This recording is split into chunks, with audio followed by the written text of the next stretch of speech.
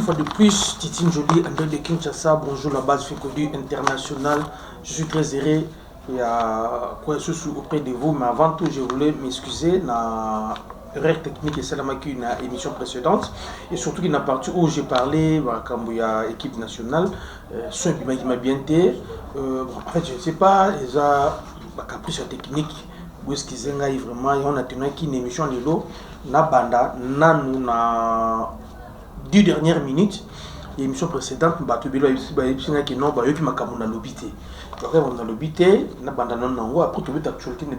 il y a les lots, ils allaient dominer. Na problème, il y a salaire, il y a des sabres, na préparation, il y a match contre Tanzanie. Des sabres, il a totalisé 9 mois. Il y a un paiement 9 mois. Il y a sous 6 mois, il y a commis 9 mois, il y a un paiement. Donc il y a dans la base, il y a Nina Bisso. Trouver tel solo, il y a la préparation, il y a une fête. Une fête où il y a na Brazzaville. Event Nebiso Bazali, na liste, on a sa préparation avec Guy Boukassa, dans le stade de Marty. Trouver tel solo, où est il y a tirage au sort, il y a handball également. Trouver ta Masoulana, il y a Chan, Deobi, Chan Ezali, compétition au débit, ils ont réservé dans les joueurs évoluant dans le pays, mais aujourd'hui c'est comme large, comme réservé dans les joueurs évoluant dans le continent. Donc, je trouve que na proposition, il y a équipe Chan Nabiso qui est à l'ending, mais vous avez fait vraiment Bolimbi Sangai, une technique. Je m'appelle les bateaux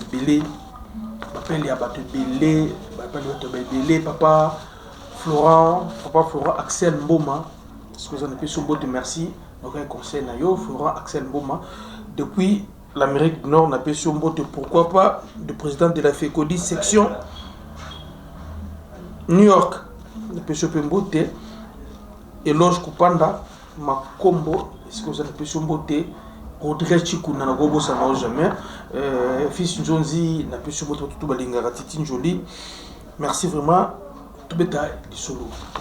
L'émission passée, le problème c'était, Babakele, Boyoka Kité, Zagi, problème il y a, qui pour remplacer Yohan Wissa. Yohan Wissa, Oyo Azaraki, Aza blessé.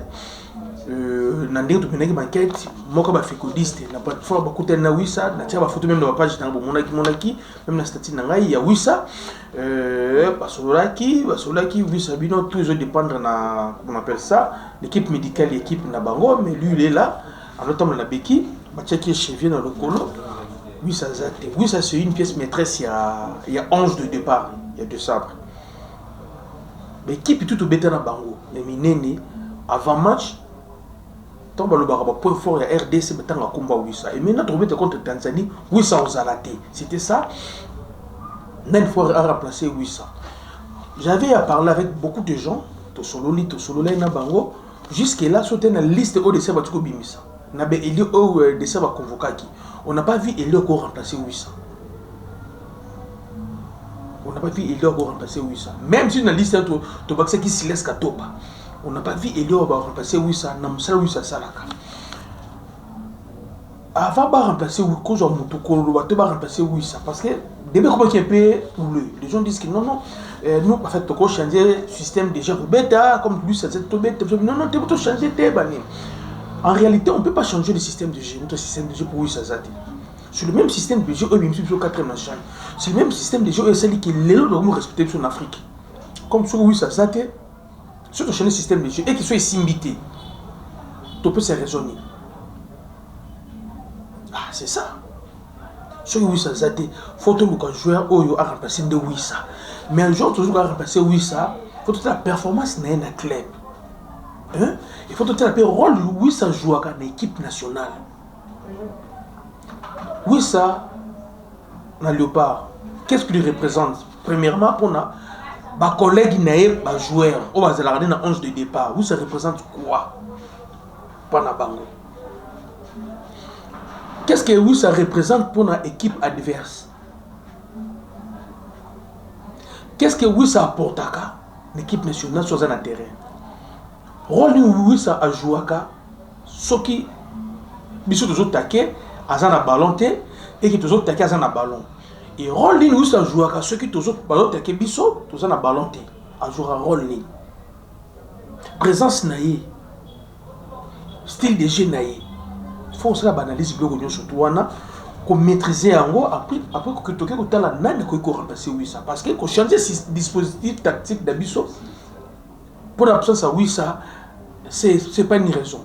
RDC c'est un grand pays et ça n'a pas dans les Bénin. Je pense qu'on doit remplacer valablement rôle de oui ça Asbazali. Dans style à oui ça si tu attaqué s'il n'a pas le ballon.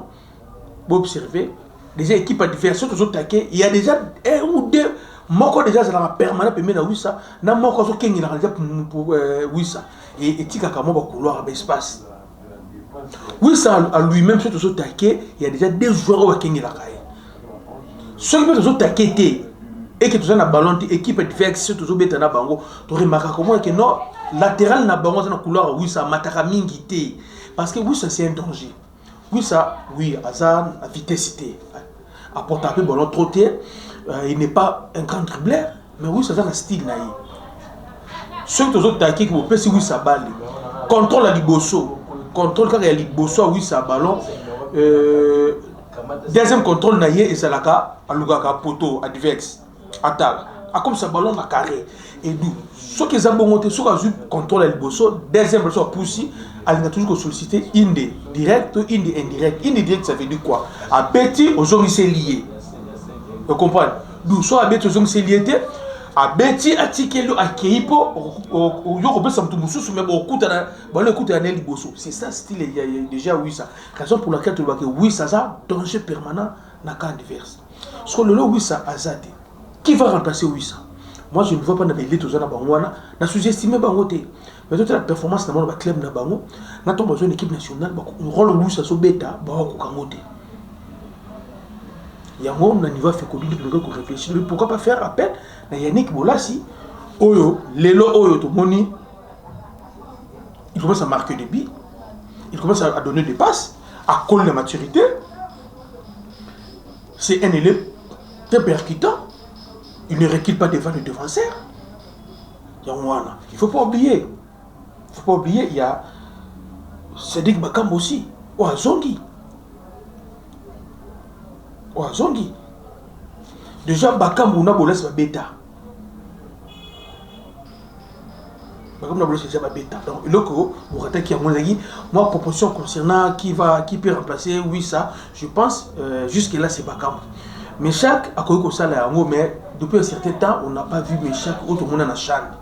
Mais chaque autre monde en a léopard, c'est Raïbé, tout le monde est sur le léopard ou à l'éloté. Il y a des joueurs tels que Wissa, pas Wissa, il doit être que Silas.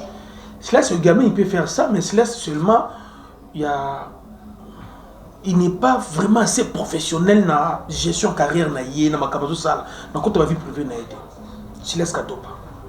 Et Silas Katopa, besoin de mettre Silas Katopa Djogo, na Congo Tolobi, Congo Balobi, Atika se comporter comme binational. Silas n'est pas un binational. Silas c'est un footballeur à Otuna Congo, dans Zélotique, à Kemikili, et tous les souhaits, et Pessi, mais Pessi. C'est que, en fait, Silas c'est un bêta. Auto Yebi Silas est capable de mettre l'équipe nationale à jouer télévision. Silas se comporte comme si c'est un binational, à jouer Congo Koya. Oh, Silas une fois plus ça l'ego, il faut plus ça sentiment équipe nationale, pas Mathéo Bomonda.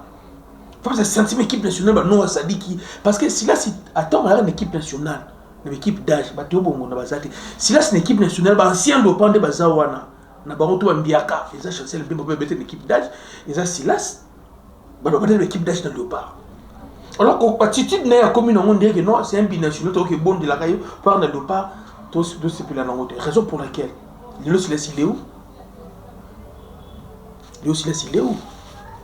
Apparemment, Silas oublie. Il a même dépensé son propre argent pour mettre le départ. Il faut que tu aies FIFA, mais le là, il a le départ en gros, tu as ma au sale. Donc, en résumé, c'est que dans le bas qui bien été en Wana, dans le problème, il y en a encore remplacé. Oui, ça. On a vu que Bolas aussi peut faire l'affaire, mais tout dépend de l'entraîneur. On ne peut pas obliger l'entraîneur. Tout dépend de l'entraîneur. Donc, c'était ça. Mais l'émission Nabiso, il y a les lots. Toujours, on a tirage au sort. Il y avait 6e édition. Il y a Coupe d'Afrique. Il y a handball, senior, dame. Oui, c'est la maquille à un hôtel Hilton à Kinshasa. Bon, là, non, image, on a après tant de zonga de Togosolola. Tout le monde commenter à nous. C'est désormais, on ne peut plus confirmer et rassurant, la République démocratique du Congo, à travers sa capitale Kinshasa, abritera la Coupe d'Afrique des Nations féminines seniors de handball édition 2024. Une première dans l'histoire de cette discipline depuis sa création à RDC. Il faudra donc mettre les bouchées doubles afin de réussir le pari. Le pari réussi, c'est déjà ce qui s'est fait lors de la cérémonie du tirage au sort, tenue le jeudi 19 septembre, ici dans la salle Majesté de l'hôtel Hilton, qui a fixé les 12 sélections qualifiées pour cette grande fête du handball continental en terre congolaise. En présence de plusieurs personnalités politiques, culturelles et sportives de la RDC et d'ailleurs, la cérémonie riche en couleurs a tout d'abord fait honneur à Daniel Bumba, premier citoyen de la ville-province de Kinshasa, ville haute de cette canne. Nous, en tant que ville de Kinshasa, nous avons qu'à souhaiter vraiment que cet été se déroule bien. Aujourd'hui, c'est le tirage et nous pensons que cette activité augure justement les jeux que nous allons vivre au mois de novembre. Puis s'en est suivi les mots du président de la Fédération de handball du Congo, Amos Mbayo Kitenge, qui n'a cessé de louer les efforts de son comité pour l'organisation de cette joute à Kinshasa. Nous tenons de tout cœur à rendre grâce à l'Éternel Dieu Tout-Puissant, maître des temps et des circonstances, qui a permis pour la toute première fois dans l'histoire qu'une Coupe d'Afrique des Nations soit organisée en République démocratique du Congo. Je pense que nous pouvons acclamer le Seigneur Pierre. Nous tenons également à rendre un vibrant hommage à son Excellence, Monsieur le Président de la République, chef de l'État, Félix Antoine Tshisekedi Tshilombo, qui, après avoir bétonné avec succès le 9e jeu de la francophonie, il a une fois de plus bétonné la 26e édition de la Coupe d'Afrique des Nations sous vos applaudissements.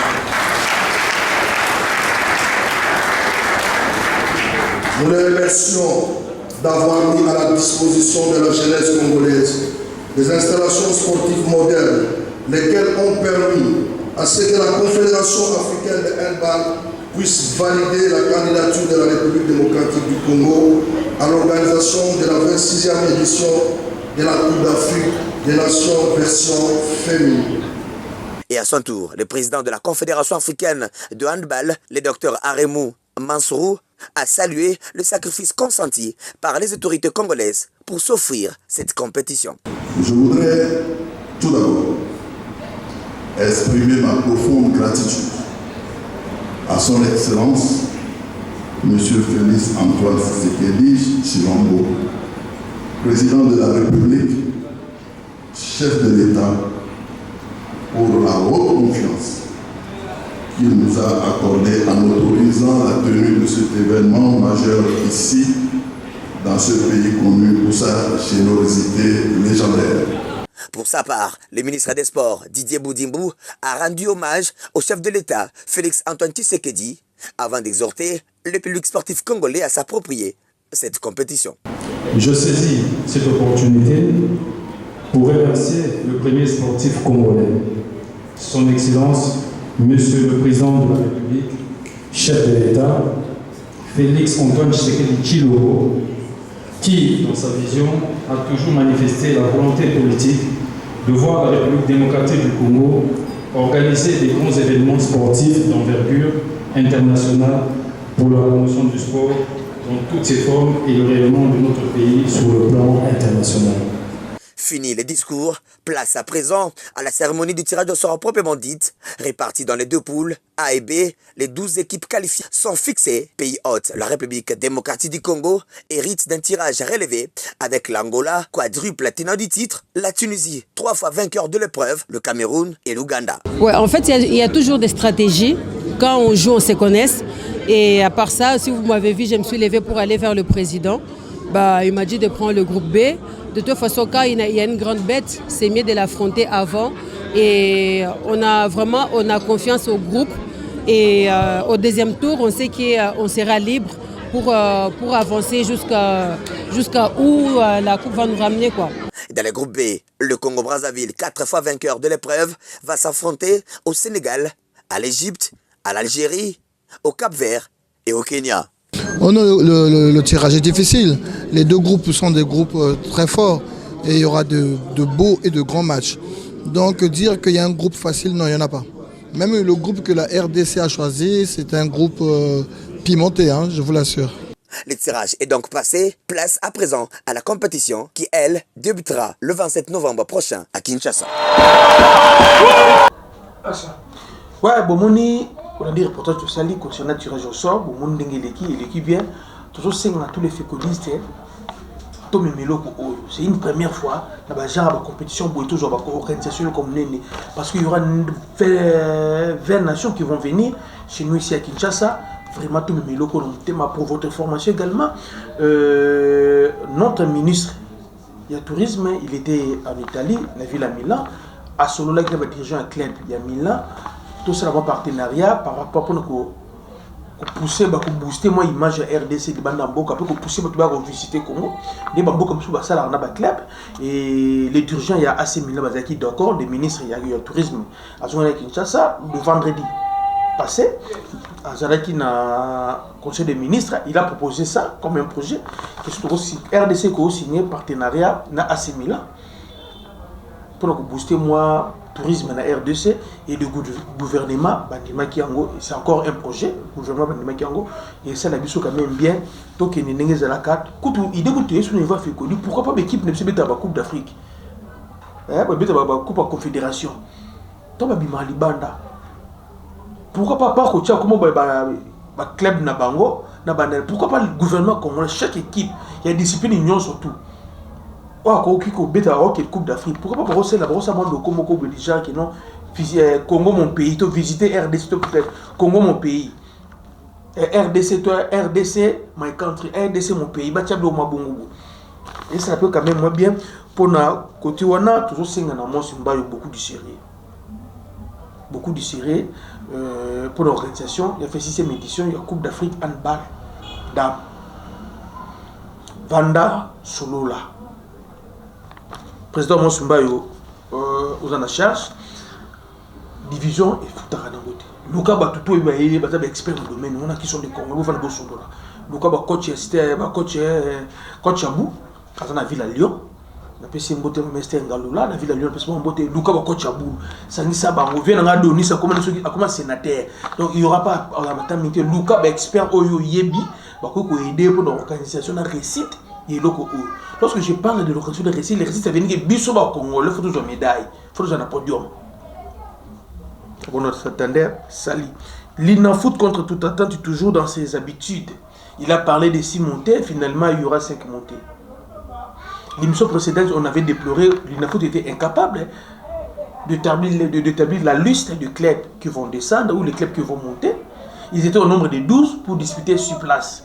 Et le lendemain, on se réveille, l'Inafoot nous dit, maintenant il y aura 5 montées et non 6, il y aura 5 montées. Donc on aura un championnat national avec 25 clubs qui sera divisé en 2 poules A et poule B. Poule A, il y aura 12, poule B, il y aura 13 clubs. L'équipe Oemati, confusion et Maka, c'est un grand débat entre New Jack et MK. Bon, il ne faut pas trancher. Je pense à respecter la loi naïe, le texte Oyaye Moko. New Jack et Zomata, MK est encheté. Il y a la chancelle, mais Mme Basiles Katopa, Kabaseli. Akboy Namai. On va Ligue des Kaka, à Komata, Ligue NT, Unifac, U20, il y a RDC, on va se préparer. L'équipe nationale de RDC, U20, va se préparer pour notre tournoi U20. On a beaucoup de joueurs. On a l'équipe, on a poto, parce qu'il a venu l'équipe nationale. On a trouvé dans le Bango, on a trouvé dans la Coupe du Monde. Noah Sadi qui va mettre le sud à Frédéric Fouélé. Bango on a tombé dans Bango. Mais on n'a pas compris. On a une fois que joueur n'a vu sur Frédéric Fouélé et Bélé Bazana Mikili été. Bon, il faut comprendre.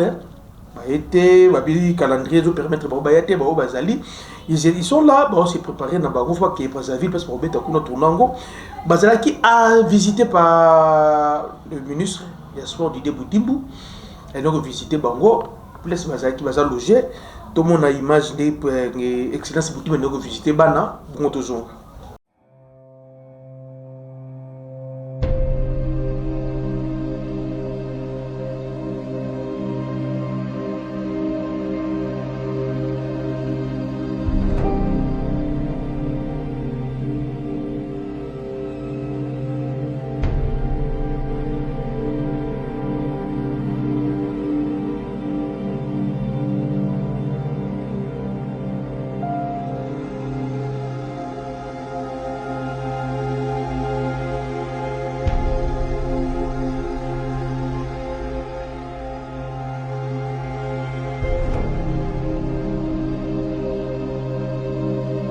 Moi, étant ministre de tutelle, on est un peu long avec votre coach et nous sommes en train de voir pour que l'accompagnement puisse suivre.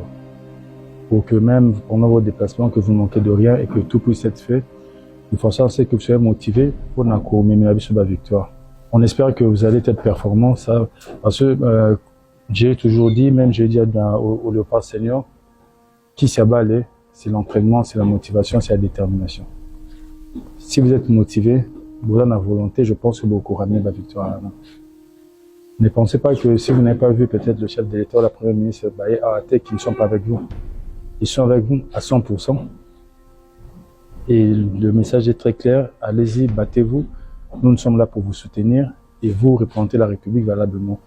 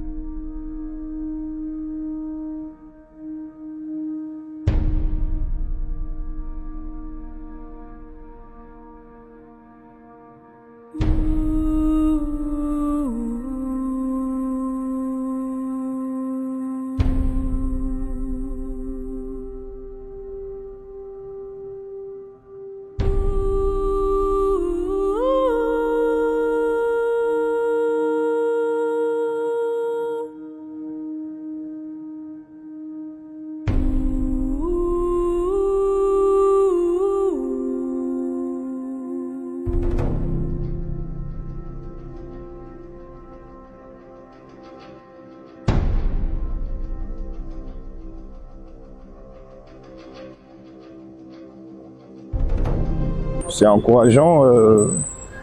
En jeune surtout, c'est pas régulier. Alors la veille d'un déplacement assez important, avoir la visite de l'autorité, c'est très encourageant pour les jeunes et aussi pour nous les encadreurs. Ça va, nous avons travaillé, nous avons mis en place un groupe qui est prêt à aller défendre les couleurs nationales. Donc pour le moment, nous sommes bien portants et nous allons voyager demain sur Brazzaville. Et nous osons croire que les garçons vont répondre positivement. C'est vrai qu'à la base, nous étions censés travailler avec un groupe plutôt hétéroclite, avec certains joueurs qui devraient venir d'Europe. Mais il y a eu le changement des dates qui a fait que la compétition s'est éloignée des dates FIFA. Et certains clubs européens n'ont pas voulu libérer les joueurs pour prendre part à ce tournoi. Donc en conséquent, on a été obligé de travailler avec la base locale, à laquelle on a pu compléter le gardien Bopaka qui évolue en France. Donc c'est le seul binational qui a pu rejoindre le groupe. Donc nous ferons avec ce groupe-là et il est bien prêt pour défendre valablement les couleurs nationales. Ça va se décider à Brazzaville. On a décidé d'essayer de travailler autrement. On a mis en place une nouvelle méthodologie de travail. Maintenant l'évaluation, la première c'est celle-là. Nous verrons ce que ça donnera dans une semaine. Mais nous sommes des vrais compétiteurs, on a bien travaillé, on a mis en place des bonnes choses. Et nous croyons que par la grâce de Dieu, les garçons répondront bien et le Congo retrouvera une place à la phase finale. Pour moi, visiter Bana, c'est bien. Et continuer à bon pour Bana. Bana, Bakende, Liboso, équipe Chan Nabiso, il y a RDC. Chan Ozali et Zalaki. Compétition réservée à des joueurs locaux évoluant dans le pays, mais cette année, cette édition, élargir en la nation surtout, mais en Afrique. Vos joueurs qui évoluent en Afrique. Donc, baza autorisé il y a quoi pour représenter Mboka na CHAN. La première édition qui organisée na Côte d'Ivoire, toujours Kiango. Nous on a déjà 2 fois gagné 2 fois, toujours la Côte d'Ivoire, toujours également CHAN na Rwanda. Oh, c'est bien, toujours déjà CHAN na Rwanda, c'est bien. Cette année, toujours là, est-ce qu'il y aura toujours coach Otis comme entraîneur ou quoi? Mais qu'on se dise la vérité, comme Bafongoli, CHAN pour tous les joueurs évoluent dans le continent. Et je pense, si nous sommes honnêtes et clairs vis-à-vis de nous-mêmes, les Congolais, on peut prendre une ou 2 joueurs, mais on peut prendre 2 ou 3 joueurs, Maniema Union 2 ou 3 joueurs. Dans les aigles du Congo, on peut prendre les petits Matobo ici. Vite Naïmana Kabasili. On n'a pas de joueurs à prendre au niveau même de la chaîne, vite Naïmana Bazati. Papa, toi on a complaisance. Pour l'instant, même l'équipe CHAN, on n'a pas un joueur pour le monde à Rosona Vita. Même Naïmana, tout le monde a joué tout le monde a complaisance. Je parlais des petits Matobo, les aigles du Congo. Tout ça là, honnête. Hein? Parce que l'équipe CHAN, nous avons une composition équipe CHAN à RDC. Bon, moi. C'est une équipe qui sera composée que des internationaux, des anciens internationaux congolais. Là, il m'a tampi comme gardien de but. Fiston Kalala Maël, bon, tant que bon, tout au banana. On aura là, il m'a tampi. Fiston Kalala Maël. On aura Estas Kabamba. Donc, on aura Estas Kabamba. Là, il m'a tapé. Attends, j'ai des gardiens, on a déjà attendu. On aura Fiston Kalala Maël, habite en Égypte, la pyramide, meilleur joueur, il y a moins dans le Bango. On aura Karim qui vit en Orlando Pirates, l'Afrique du Sud. Toko Kevin Mondeko, Inongo Bakavaran. Tozalna Fabrice Ngoma, Boka Isaka. Maxime Nzengele, Abet en Tanzanie, tout fait tout flamme. Ngoma, Zobet en Maroc, Inongo Baka Maroc, Kevin Mondeko Algérie, Maxime Nzengele, Kuna Jean Baleke, na Tanzanie, pour Honor Kinzumbi, Toussi là, Abet en Maroc également, Yannick Banga na Tanzanie, Kambwala, Abet en Soudan avec les coachs Bengue, Abel Mayam Abet en Angola. Bobo Ungenda, Angola, Peter Mutumosi, Égypte, Joël Beya. Donc, ils sont déjà 1, 2, 3, 4, 5, 6, 7, 8, 9, 10, 11, 12, 13, 14, 15, 16, 17, 18, 19. Ceux qui sont entraînés, ça va rechercher à Yémoko. Donc, vous verrez que donc, on a 20 clubs, Naïmana, genre Zazate, Vite Naïmana, ce sont des foins. Pour l'instant, genre, côté qu'on a à Zate. La première édition à CHAN, on avait reporté ça avec l'ossature, il y a TP Mazembe. Les trésors pour tout. Pas filmé, Robert Kidiaba, un ancien de Mazembe, comme on a vu Mabele Bawaka, Kasusula, Kilicho, on avait Sarakiakou, on avait également, qui encore, on avait Alain Carré, on avait Ikbe Dimbenza, et Touré Mada, meilleur joueur en compétition, on a aussi sorti la TP Mazembe. La deuxième photo, CHAN, tout ce qu'on a sorti avec les Nelson Munganga, les Padoubo Mpunga, au copain de Siriwana, les Mvumbu Nzinga, au Baxipi Badok, c'est Dikanja Imanabe Bayaki, Meshaki, il a bimé dans Bosco, je pense que Meshaki, il y a.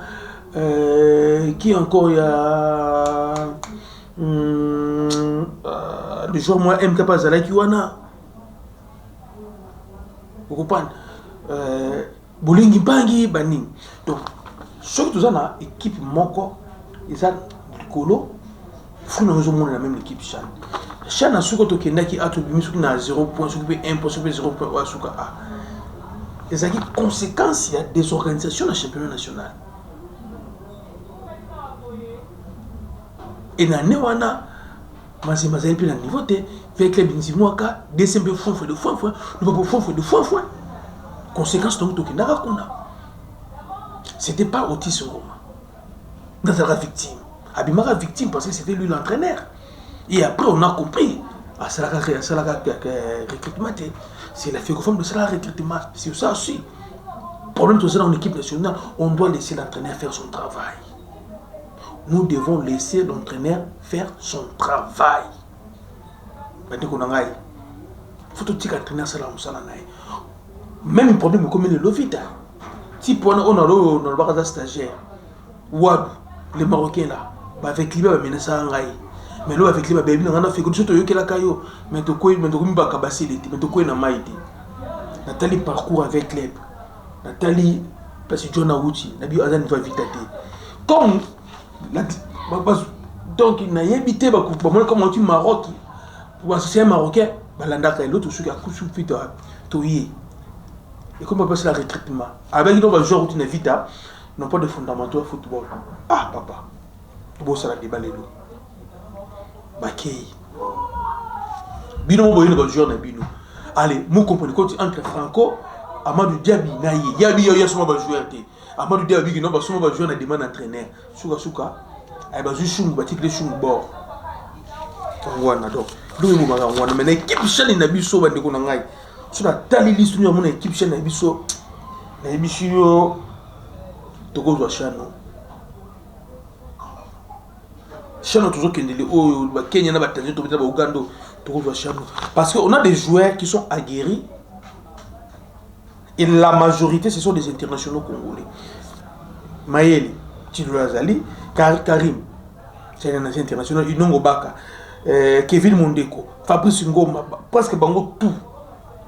La majorité sont des internationaux congolais. Mais, comment on a le binois? Dans ta vie de prière, elle est colo. Comment tu as Mangomba? Ta vie de prière, c'était bon tout. Ta vie de prière, elle est colo. Donc, pendant que vous postez awa, pour jamais ma course mundele, na darka bang peut passer na Kinshasa. Pour mettre na MK, na émission liste tout royo. Et qui ça là? Problème makasi côté kuna pour l'équipe Chan Nabiso. On évolue pour Nabiso Asuka, je pense au votre belé. Bon, on dit révélation, mais arrêtez la révélation. Notre entraîneur des sabres a préparé un match contre Tanzanie. Il y a 2 matchs moko, il y très important. Si on arrive à avoir 4 points dans le match Wana, tout l'équipe. Mais dans quel état d'esprit quand tu as préparé le match Wana? C'est ça maintenant le problème. Bana fait qu'on dit peut-être au Webité, les lots. Aujourd'hui nous sommes le 21 mai, le 21 septembre 2024. L'entraîneur a totalisé 9 mois et un paiement. 9 mois. Bon, je pèse bien 9 mois et un paiement. Comment l'entraîneur bon, ça 9 mois pour t'entraîner? Tant que Dodo dans le Bakango, c'est au moins des joueurs. Tant le manager de Dodo dans le Bakango, c'était au moins des joueurs. Et parce qu'il a garanti que non, on fout. Assurance en fout. C'est au niveau de la banque, à rassurer qui bisou. Or, ils ont une formule. Le petit match contre Guinée Awa. Appel vidéo, il y a coach, il y a président. Ton président a joué entraîneur. À tout entraîneur. Ils t'ont payé à tout nier. Entraîneur répond au président que non. Je vais vous appeler. Nakobengayo. Alors, 8 non, tu as vu Nakobengayo. La conférence de presse avant match, tu tournes le salaire à dévier à l'autre côté. Mais tant que qui n'a Côte d'Ivoire, à lui qui est tout, on va foutre. Mais pour ces surtout zongi la lissou sur ma cambouango. Et maintenant l'entraîneur totalise 9 mois de paiement. L'entraîneur fout à moi chaque mois, fout à moi par trimestre. Après 3 mois, on peut 6 mois dans 3 mois.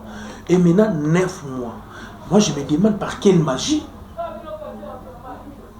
Et papa Florent Axel Mboma, par quelle magie l'État congolais est incapable de couper s'entraîner bon 9 mois. Je parle incapable parce que ça fait 9 mois. Tout est budgétisé. Entraîneur fait un bon à l'État, tout est budgétisé. Comment dépense une chose pour ça là yango? Mais où entraîneur n'a besoin de foutre en route. Président Fachi, to sengaka oche la biso ministre. Or dans ta système, ça veut dire Ah, où tu as un groupe de dirigeants, il y a des dirigeants, il y a sport. Oh, mais à ça, on a des sièges, on va sporter. Donc, on peut éviter bateau au Bazalara. Tout bateau, surtout, on a déjà clair. Bateau, tout autour, il y a sport dans RDC. Comment le système na bango et qu'on fabrique la compétition le kuta ba lera les cambo ba yebi ndenge ba sala ngopolo bimisa le tambongo et notre seigneur président le club so mutu oyo ko buta place mususu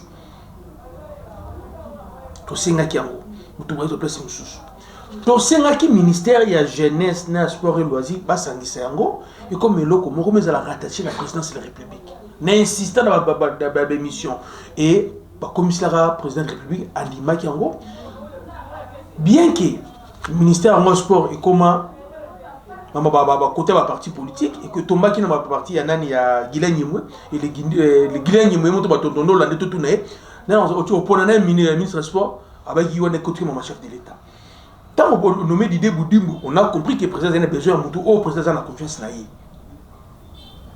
au Chiwana bah dimanche monsieur Zaki pour na biloko et ça m'a sous-souté 9 mois un paiement d'entraîneur. Il fait que des assos 6 mois. Et c'est le cas 6 mois comme 9 mois. Pourquoi l'entraîneur 9 mois à payer? Il y a beaucoup de choses, on peut dire, tout autour, il y a contrat, il y a coach Nabiso. Mais ce n'est pas le moment de le dire. Il fait que il y a à boire et à manger. Non, mon contrat entraîneur. Il y a des gens qui ont des mains dans le contrat entraîneur. Mais ce n'est pas le moment de le Makamwana. Il dit que bon ça match. Toujours il a dématché les cas contre Tanzanie. On va citer les noms.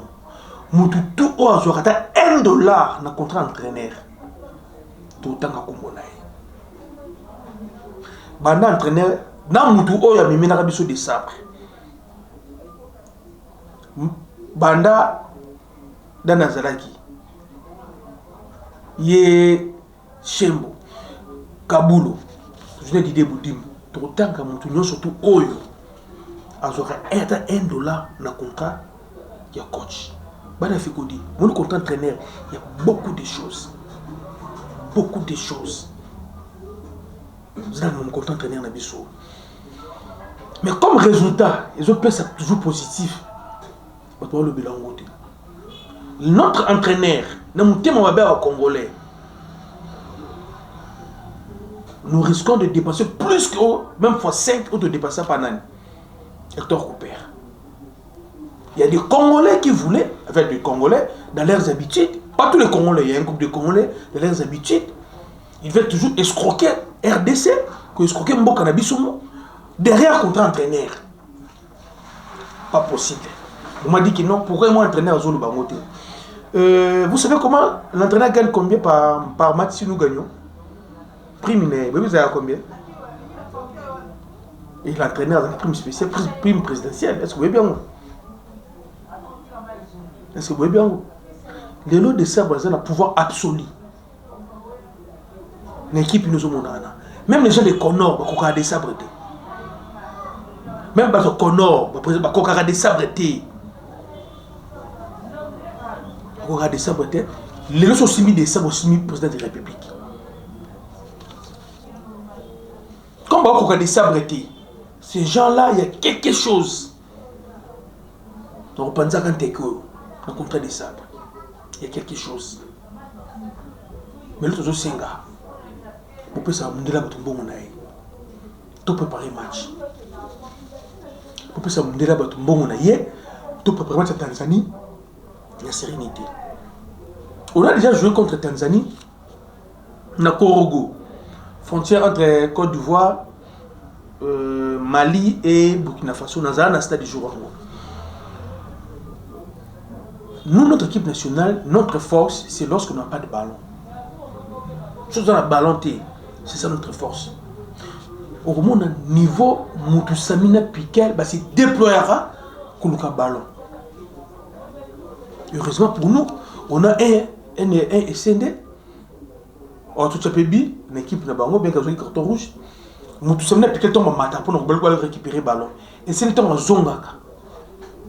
Et ça là qui est milieu de terrain et ton équipe adverse va comme obligé nous faut attaquer tout le monde se ballon dans canabine. Or sur attaquer il y a comment ça s'appelle encore Varak Azalarawala. S'il commet des erreurs, il y a chassé même Massala Bani. Sur hôtel au monde qui non dans match moi comme on a il touche plus de ballons que Chancel Mbemba. C'est parce que ça style j'ai tout bêta en ça style j'ai tout bêta en donc nous sommes forts surtout dans la ballon. Alors maintenant les Tanzaniens ils c'est tout bêta na bango ba yebi biso ba yebi ke na ba talent individuel ba concurrencer biso te ba yebi on a une individualité toi niveau mon côté bango ba rien na physique puis il y a un physique, il y a un collectif, mais il y a un faux rythme, ils vont refuser à bêta. C'est maintenant là où il y a un problème dans la RDC. Nous les Congolais, nous avons sur le bêta. Nous avons des sabres. Donc, nous avons sa possession avec des systèmes déjà de sabres, nous avons sa possession maté. Sauf que nous avons la possession de habité. On a menacé Soudan. Tout ce bah match nous avons la possession makasi.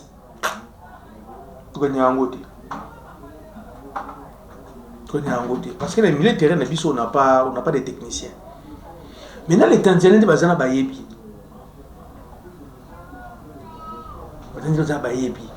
Et Barbet et Nabiso, système bloqué dans le cas, n'a pas contre-attaque. Comme ils jouent le football anglais. Le football contre-attaque.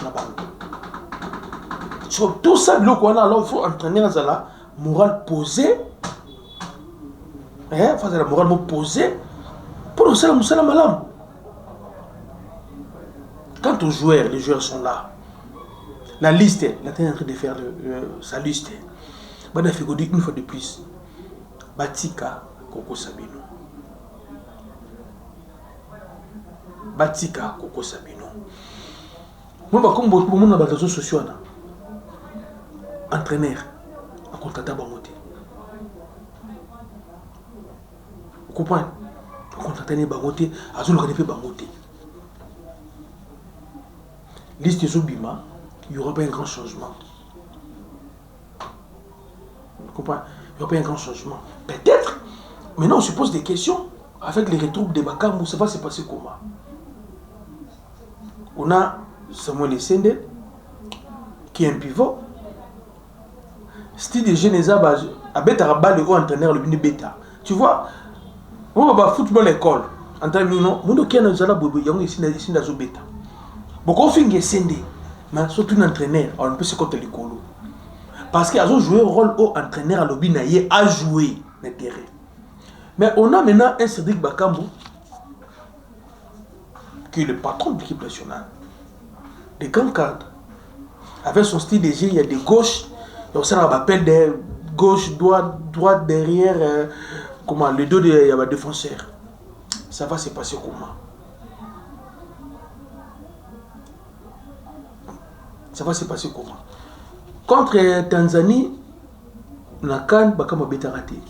À Bandara Matite, c'est parce que Arata a penalty et après le Bandara. Cette fois-ci aussi, Bakama a une blessure. Il n'est pas, en fait, on ne sait pas s'il est vraiment 100%. Si peut tout bête un match le mois prochain, peut-être on a 100%. Il y a des bulots qui peut compliquer. Au niveau milieu du terrain, il n'y a rien. Il y a Kakuta, je pense, Kakuta Roya. Abimara peut homme du match dans le match. Ouais, match à Tanzanie. Oui. Parce qu'il y a un vestiaire. Il y a Varese. Il y a Korogo. Ouais. Kakuta Abimara homme du match. RDC Tanzanie, c'était Kakuta l'homme du match. Je pense que Kakuta Rosala n'est souvent. Mais aussi, on a Kakuta peut Amatissa. Amatissa. Donc, Banafekodi, ce qui a retenu aujourd'hui, Zali, notre entraîneur a comme 9 mois un paiement.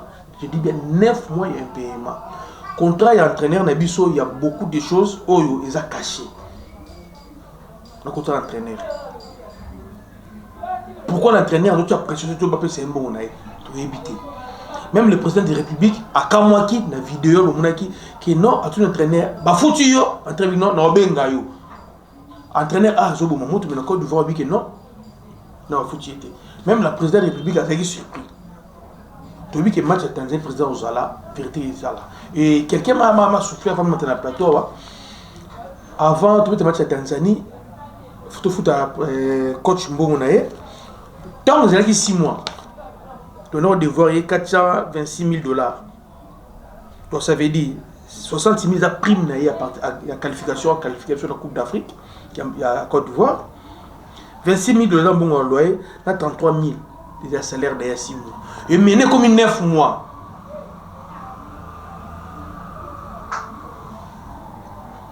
Donc, plus de 3 mois. Il faut que ça soit 65 000. Dans bon il y a salaire parce que c'est dans le moyen des autres là 55 000, c'est ça 65 000. Donc comme on a 485 000 $. Il y a un entraîneur. Il y a salaire. Ce que tu tiens, loyer. Il faut que ça comme si, je pense, 12 000, je pense, 12 à 13 000. Il y a loyer de sous-sous. Vous comprenez? 13 000, il y a loyer. Tout de suite, ça, 55 000. Plus 13 000, c'est ça, 68 000. Ça, 68 000. La photo, ça, 68 000. Toujours devoir entraîner 420 000, 426 000. Sur le sur 3 mois, c'est ça, 68 000. C'est 594 000. Donc, vous devoir descendre 594 000 $ américains pour les 9 mois. Est-ce que la nation congolaise n'a pas de ça, pourquoi tu as dit que qu'est-ce qui se passe pour le Makamouana?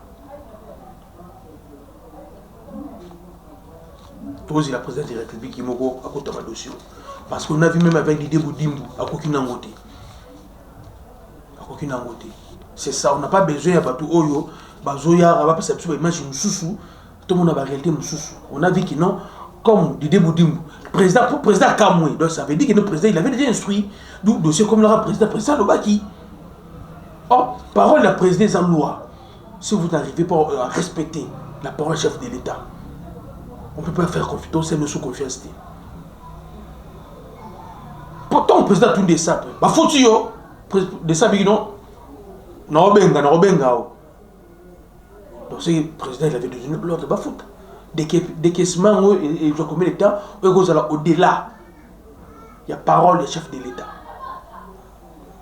Les gens qui n'obéissent pas la parole du chef de l'État, on ne peut jamais qu'on s'en ait confiance. C'est la même boîte à Sadi Nananga. Ce sont des rebelles. Parce que la première institution de la République, c'est le chef de l'État. Si vous n'arrivez pas à respecter, à obéir aux autres, le président de la République, donc tu es un rebelle. Et nous, les fécondistes, nous ne sommes pas d'accord avec les rebelles. Nous, tout au coup, comme on est que Tangamara, dans le dossier à salaire, il y a chef de l'État, il y a coach de sabre, tu es considéré comme M23, peut-être privé stade des martyrs. À côté de ce stade des martyrs, trop c'est trop, bon ezali. Président de la République, pour preuve, après match à Guinée, n'appelle vidéo à Tony, ils t'ont payé, je vais vous appeler. Donc, il faut que tu continues. Et bien, souffle un gars, comme dans 9 mois, au lieu de 6 mois, comme dans 9 mois. Les OP, ça passe. Je voulais vraiment aussi l'émission, on a aussi excusé par rapport à mon délégué de l'émission précédente. J'espère qu'on a expliqué bien pourquoi on a vu, bon là c'est encore répondre à notre profil pour remplacer. Oui ça, à cause du rôle lui seul joueur en équipe nationale. Bon là c'est peut marquer, actuellement c'est un buteur, actuellement c'est un passeur. Actuellement c'est le seul élite de la percutant. Bon là c'est, Bobi Manaba Pongi, il y a pas page à maman qui on a. Et les autres comment jouer. Et tous les joueurs sur une équipe nationale, il y a d'autres qui sont prêts, il y a bêta, mais sous il faut avant dans notre tal. L'équipe nationale, c'est un aventure. D'accord, tout le monde tout le monde a fait Kodi, tout ce que vous allez vraiment, Talaga. Sabine fait Kodi, ça n'a pas fait Kodi, ne tombera jamais. Le mercredi prochain, je serai l'invité à l'émission par Joshua Bellini. On va parler des choses et des choses. Tout comme le je suis en train de mener des investigations sur les stades. Les terrains municipaux, on a privé, on a gêné la commune à ma tête, terrain foyer. Pour avoir un terrain à Bangwana, après Bakangam Babeta Kate. Ce sont les dossiers de Bélango. On a privé, on a gêné ozone, terrain à Bangwana ozone, on a terrain, après la carte, on a un antilope, la carte Zamba Matiti, Baportika Amote, équipe locale RCK. Et comment on s'entraîne dans Ngili. Mon nom ozone, on s'entraîne dans Ngili. Vous trouvez ça normal? Et ils ont construit ce genre de terrain-là. Matata Pogno, n'a pas conseillé naïe. Pas ministre ya sport ni fédération. Or, si vous avez un terrain pour la école, si vous avez un terrain pour la jeunesse, Yamboka, ou la compétition, tourner il faut faire appel à l'expert. Et l'expert, en termes de terrain, il faut que le gouvernement comme à l'époque, il y a, comment il s'appelle, il y a Viemandé, avec Ingakati. Kabila, il y a pas de bataille, on a appelé souci, autre monde sur la commune. Kabila fils. Donc, il doit sur la terrain municipal. Il fallait, Matata Pogno a associé le ministre des Sports, ministre ITPR, ministre des Sports, il fallait que l'organe technique, parce qu'il y a des tournois, il y a des terrains, la compétition pour la jeunesse, pour la balle. Peut-être que je vais faire l'organe technique et je vais faire un expert dans dimension à terrain pour que tu aies pas sur pas. Bon, ça, c'est une idée. Après, on a un ingénieur de bureau. Matata Pogno a sala bureau ko ana nambongo ya Beseko. Lui-même, il est un ancien de Beseko. A sala nambongo ya Beseko. Na ba conseiller na ye. Na ministre ITPR à l'époque. Donc, ministre sport à l'époque, il y a venu Azanaye innocent moué. Azanaye innocent moué. Ce qu'il faut qu'on kanga mutu. Pour nous battre wana. Gloire. Faut-il avoir loko. Ce qu'il faut qu'on kanga mutu. Pour nous nini wana. Denis Kamba lui a kamata ta pono. Pour nous battre wana. Comment tu coupe na souka. Merci vraiment. Vous êtes ministre des Sports. Les stades municipaux. Pour nous, une question. Alors, qui gère les stades municipaux? Ça, c'est de 1. De 2. Pourquoi Misala est Katana dans le stade municipal à Bandalumba? Parce que vous êtes ministre des Sports. Merci. Merci beaucoup. Mais ceux qui copent le stade, ils savent bureau à Matata. Mais je t'informe. C'est-à-dire que nous sommes le premier ministre de tu ne pouvais rien faire sans lui. Tous les conseillers chargés sur les infrastructures, il y a premier ministre. Il y a même coopérer na Beseko. Donc l'icône de donc rien ben jour sur ben ben Franklin na tuna. Moi na mutuna. C'est comme secrétaire général du mouvement. Il y a mouvement. Donc sérieux na na ministre soit siko ba comme on a la chance. Nous, on avait un premier ministre qui a tapé 100 francs et il faut justifier. Vous comprenez? C'est-à-dire que nos stades municipaux, on a tout sans la volonté à FECOFA, sans la volonté à ministre des Sports, ils ont une COP primature dans BSECO. Donc, on a réunion à conseil des ministres pour l'intérêt. Bon, le président de la République a dans l'attente de stade dans le modèle. Qui ça, ils ont autant. Il y a un air na comme en tant que moi na tête esprit à Canaï na weli ça que to démarrer dans stade à ma tête to inaugurer mais na boulot na inga to inaugurer on demande contre la basse manangati ouais barumbu to pesa on devient Kembo to na Kombo Kembo ya ma tête ya Kembo na vie bonga vie bonga ya bandal misale katana et si là que il y a Delvo Santos Mutubile rien il y a rien. Pourquoi? Parce qu'on n'a pas donné aux experts de faire leur travail. Donc, Makambouetani, l'icône dans la période, on a bisonné, on a ministre, on a mis match contre Maroc. Tu as gagné la Coupe du Monde. On a mis 4 millions de dollars. Jules. Biso période, on a mis 100 000 dollars. Il faut le Premier ministre à l'Oba. On risque de dossiers qui n'étaient pas la présidence de la République. C'est-à-dire que tu travailles dans l'esprit, esprit kaka, digamba mabele, ne to solo la kana bakoko. Ne to solo la kana bakolo mabele que non. Donc, les téléspectateurs vont retenir que donc misala stade il y a Bandalunga municipal ndenge misala katana yo yebite mozalaka ministre les trois stades municipaux wana na ndenge fonctionne ko yebite mais ozalaki ministre na ta wana soki le loto kende ba funda donc okocha pena boy na yeba de côté premier bo kanga premier ministre et na yo bo kanga premier ministre na ba conseil là. Vous comprenez que même à stade de martyr, place bureau, bureau secondaire, au bureau, monsieur à côté 24. Oui. Mais on fait les travaux à stade de martyr avec ministère et ITPR, secrétaire général ITPR, côté localisé, marché, donc ministre état lioté.